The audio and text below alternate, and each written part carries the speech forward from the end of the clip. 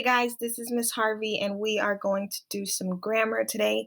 It is Wednesday, March 25th, and it is another day of distance learning. So we are going to go ahead and do some grammar, learn some things about subjects and predicates, and then keep it moving. So in front of you, you should have your ELA packet out. You should have it open to Wednesday, March 25th, complete subjects and predicates. If you don't have a physical packet, then you have this opened up on the internet and you have a pencil and a piece of paper to write your answers down on. Pause the video now, go grab your stuff.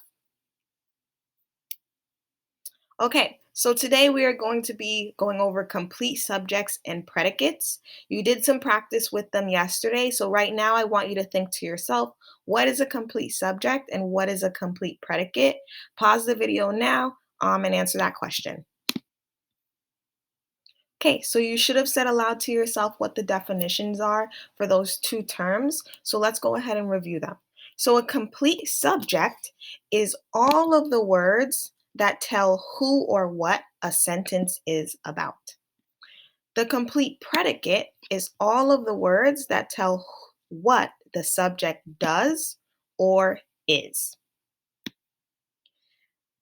On the other hand, it's important to remember our definitions for simple subject and simple predicate while we're thinking about this.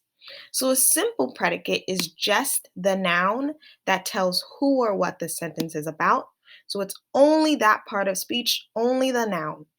And the simple predicate is just the verb that tells what the subject is doing or is. We're going to use those definitions and refer back to them throughout the video as we complete our practice. Ms. Washburn is practicing identifying the complete subject of sentences below. She underlined the subject. Decide if you think she is correct or incorrect. If you think she is incorrect, explain her errors on the lines below. So I know Ms. Washburn is trying to figure out the complete subject, so that's what I'm going to be looking for. And if she hasn't actually underlined the complete subject, then I know she's incorrect, and I'm going to explain why she's incorrect on the lines. Let's try number 1. All of the avocados at the grocery store were mushy. A strategy I can use here in order to help me figure out my complete subject is first I can draw a line between my subject and my predicate. I know that this sentence is talking about the avocados at the grocery store, and it's saying that they were mushy. So my line should go right here, separating my subject and my predicate. So I know that my simple predicate here is going to be avocados, because that is just the noun that we are describing here. Thinking about my complete subject, I now have to figure out what are all of the words that are telling who or what the sentence is about. So there were more details given about the avocados. I need to include all of those details because those are all the words that are describing my subject. So my complete subject here should be all of the avocados at the grocery store.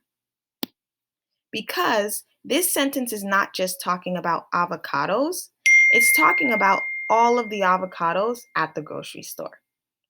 So here, Ms. Washburn did not correctly identify the complete subject.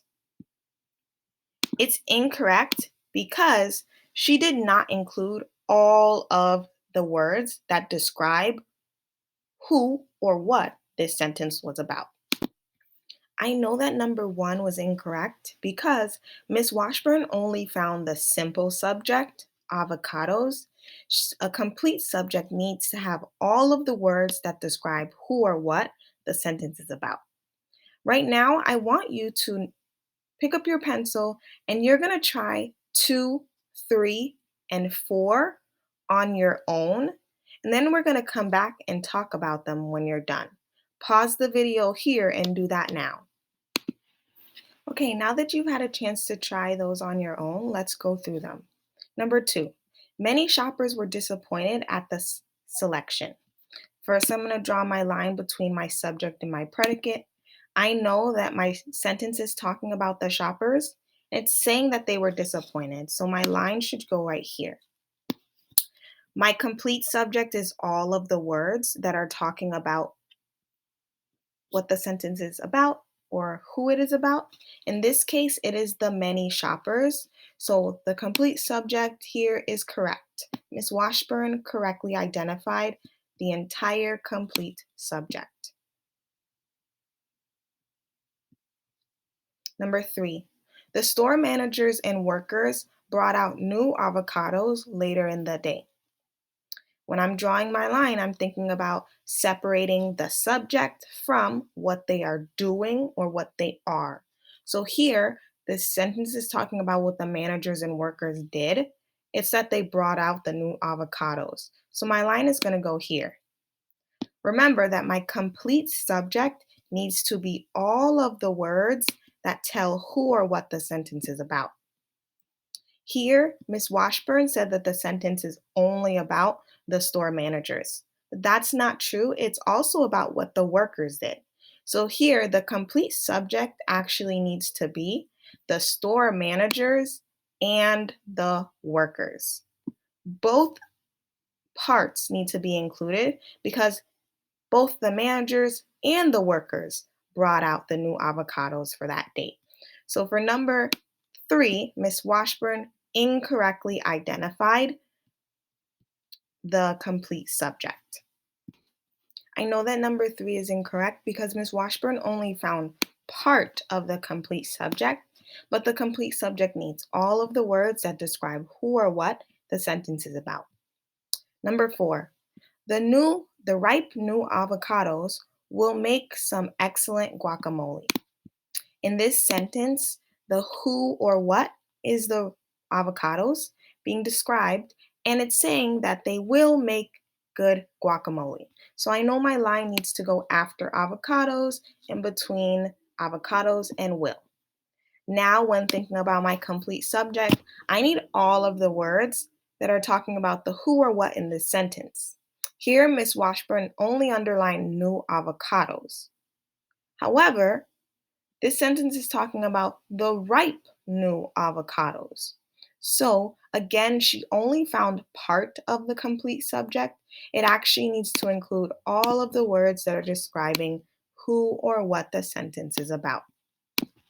Okay, nice job with those questions, guys. Now you're going to practice that same strategy with the next section. So I want you to now try numbers 1 through 5 on your own, and then we're going to talk about them. Pause the video here and do that now. Okay, so here it said to draw a line between the complete subject and the complete predicate. And then it said to label the subject with an S and the predicate with a P. I made some changes that you can see on the screen to the directions to make them a little bit more clear. We're going to label the simple subject with an S and the simple predicate with a P. Let's start with number 1. The striped zebras were chased by the spotted cheetahs. I'm going to draw my line in between the complete subject and the complete predicate. So I know that this sentence is talking about what happened to the zebras. So my line is going to go after zebras, in between zebras and were. Now I need to go ahead and identify the simple subject and the simple predicate. The noun that this sentence is about is zebras, so that is going to be our simple subject. And the verb that is describing what they are doing or what they are was here a to be verb. So it was a verb phrase. They were chased. So my simple predicate has to be both of those words, were and chased. Number 2, the lion cubs waited eagerly for their mother to return. When I'm thinking about where to put my line, I have to think about who was waiting for their mother to return. It was the lion cubs. So it needs to go in between cubs and waited. My simple subject is just the cubs. And my simple predicate is just waited, because that is what they were doing. Number 3, the fields of the African savannas dry out during the summer. Here, to figure out where my line should go, I need to think about what dries out during the summer. It's the fields of the African savannas. So that is the subject that is being talked about in the sentence. My line is going to go between savannas and dry. My simple subject, I need to think about what is just the noun that dries out during the summer. It's the savanna that dries out during the summer. And for my predicate, what is the verb that is describing what the savannas do or are? It's that they dry.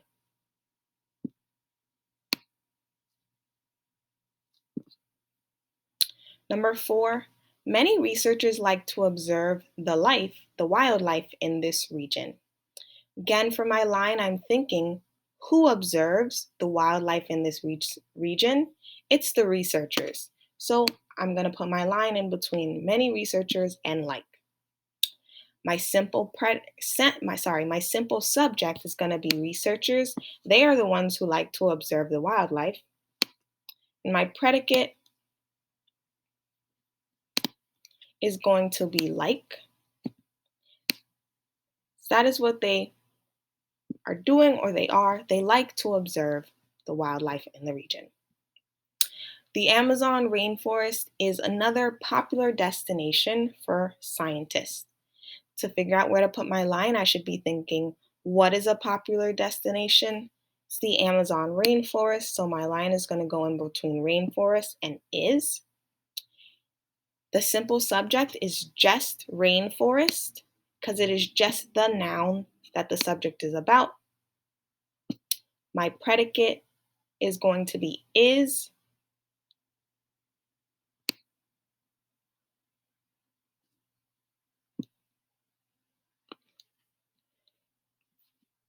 So now what you guys are going to do is you're going to challenge yourself by completing the last portion of the assignment. The challenge is to write a poem that can help you remember how to identify the complete subject and the complete predicate in a sentence. Remember that you can always use our notes from the beginning of the video to help you write your poem. So, as you write your poems, I want you to make sure that anybody who reads your poem would be able to understand how to identify the complete subject and the complete predicate, because your poem is so descriptive and it is so specific when you're describing your strategy. If you feel like you came up with a really strong poem, go ahead and email it to me, Miss Harvey, and there will be a special surprise for the first poem that I receive emailed to me. That's it for grammar today, guys. Go ahead and go on to reading, writing, and math if you haven't already done so, and we'll talk again tomorrow.